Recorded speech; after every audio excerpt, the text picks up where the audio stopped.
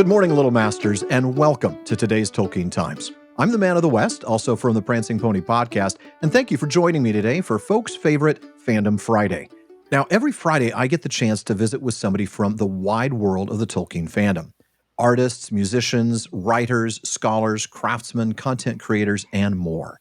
And today we're joined by our friendly neighborhood linguist, as she describes herself, a genuine expert in Neo-Sindarin. Now, that's the real-world application of Tolkien's Sindarin language. She's responsible for more tattoos and baby names than the rest of us combined. Folks, please welcome Fiona Jallings, or Dreaming Fifi, to today's Tolkien Times. Hiya! Hello, hello.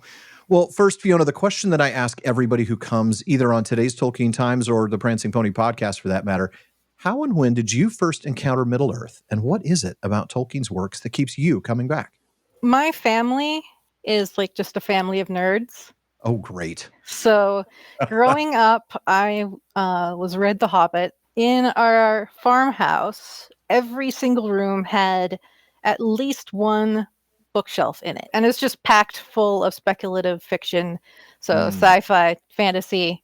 I stole my dad's copy of the Silmarillion when I went to college. Wonderful. I like that. That's a good story. Did he ever want it back? No, because I got more use out of it. Good. But it still has the little dedication in it, like from my grandmother to my dad. Like, I know you're into this. Enjoy it. So your first exposure then was The Hobbit, presumably when you were pretty young. Yeah. What is it about Middle-earth that keeps you coming back? As dark as a lot of the stories can be, there is a lot of hope in there. And when you're dealing with a pretty dark world, then it can be pretty darn hopeful. So it can feel a little bit like a light at the end of the tunnel.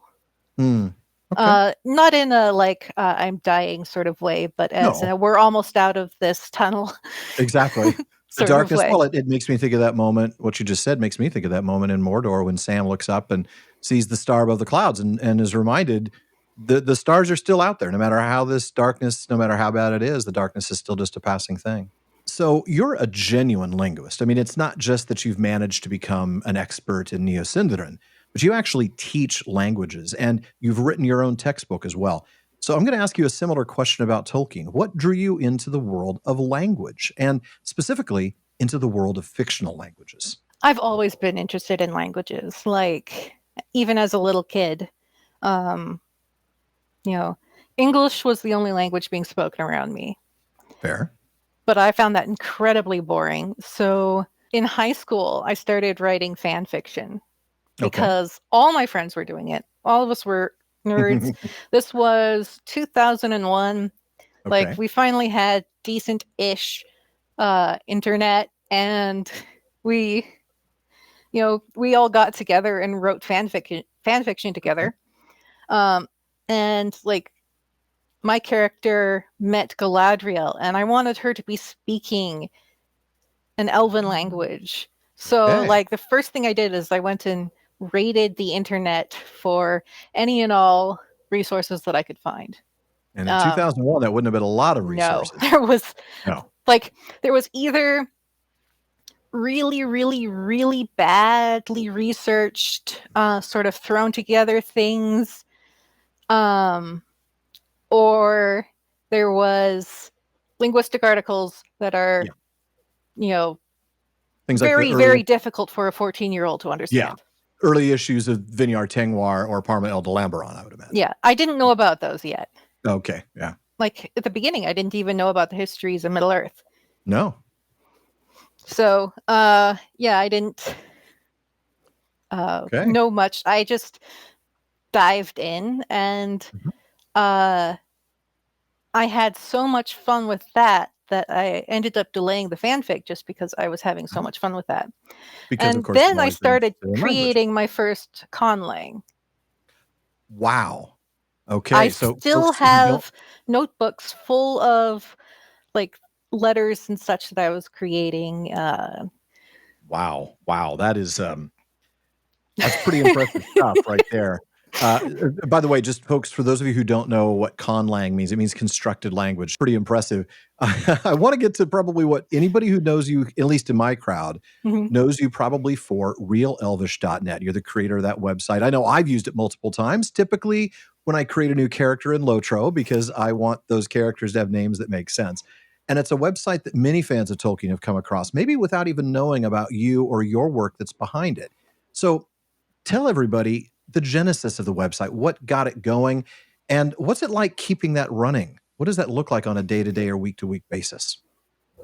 So this goes back to fan fiction again. Okay, I'm not surprised. Because I started when I was 14, and I've always loved writing, and I was inventing my own little detective stories and such. So, I've always loved writing, and the language part was just getting really distracting, and I was having so much fun. And I was able to use the list of words in the back of the Silmarillion to invent new names that sounded like they fit. Like, I didn't actually know the phonetic rules yet at this point, but I was able to put roots together in a way that actually sounded like Tolkien had made it. Oh, okay. This became a list of these that I just kind of randomly put together on my fanfiction.net account bio. So people just started referencing my bio constantly. And I found that really clumsy because, well, yeah, there was getting to be 500 names. So I got, there was a free your own website sort of service. Okay. And it came with, I think, 50 megabytes of bandwidth. That's not much. No, it's not much, especially for nowadays. But for me, my website was mostly text. Yeah. So I just used the website builder and put together my first version of the website. This would have been 2002. Oh, wow. Okay. Yeah. So not long I after, got into it fast. You really did. Right into the deep end. Yeah. Then I got linked to so many people were using it that it very quickly overdid all the bandwidth. Yeah. Then I basically hopped from service to service of these free services, going for bandwidth to bandwidth, out using all of them. I had very, very, very basic knowledge of HTML just from high school classes. Sure. So I used that super, super basic knowledge to make my own website. It as pared down as humanly possible, so it was nothing but text. Right. And just super, super thin, just because I had to get every little bit of bandwidth that I could possibly get out of it. Every kilobyte matters. Yeah. Then I met Phil, and Phil designed a new version of my website that, this was 2004, I think. Oh, wow. So still very early on. My website was getting lots and lots of awards in the Tolkien website community. That community was mostly people just sharing photoshopped pictures of Arwen. It's turned into avatars. Yeah. And banners for your signature on forums. Yeah. Massive amounts of those. That's basically what most of it was. And then here I was doing my language communicating thing. Yeah. And I didn't have any formal training in linguistics yet. I just had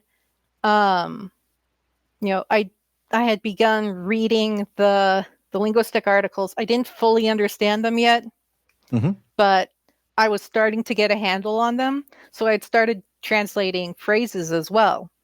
Okay. And then it became Merin esi ara quintelli. So I want names and phrases in Quenya. Okay. So you said you didn't have any formal linguistic training at the time, so you Mhm. clearly have some formal linguistic Yeah, training I now. was like 17. Okay. So like what started this was 15. I think I actually started writing fan fiction when I was 14, but Mhm. like I started getting much more serious into the language when I was 15. And Okay. then like 2 years later, I was like reading articles on Art de Lambion. Right. Um, so I was getting to be a lot better at it pretty quickly. And I was starting to join in conversations on Elfling, which was a Yahoo group. Somebody would post a little article or something like that, or write something, and then it would get emailed to everybody, and then you could respond to it, and that would Right. get added, and you get these sort of trees Yeah. of responses. Very cumbersome, but lots of interesting stuff going on there. So Cool. I started learning how to form words the way that Tolkien would have. I started learning about the phonetic history and such. So my linguistic knowledge as a extremely bored teenager, I craved language like crazy. So I just filled that void with Tolkien's languages. Okay. So I started like getting in contact with people like Helge Fopsganger, Mhm. started, you know, getting some recognition for that. I also started getting some of the like negative attention because I was a Oh. teenage girl Oh. in like this boys club sort of thing that was going on Wow. there, and Okay. they didn't like me at first all that much. Um, uh, Sorry to hear that. uh, Jokes on them because, well, I was getting messages about how I like should just go make out with a Legolas poster. Uh, the jokes on them because I married my high school sweetheart, a girl. Oh, okay. I kind of fought back Mhm. against this by making my website the place that you would go to if you were writing a fan fiction or I you see. wanted to start learning. And I started writing lessons. Okay. And the lessons after like 9 years eventually became a fan's guide to Neo-Sindarin. Okay. And that was ended up being the book that you wrote. Yeah. Okay. So the way I came about this is like there was a niche Yeah. and I felt good and useful filling that niche. Yeah. So I could use my language skills and my ability to pick up languages really quickly.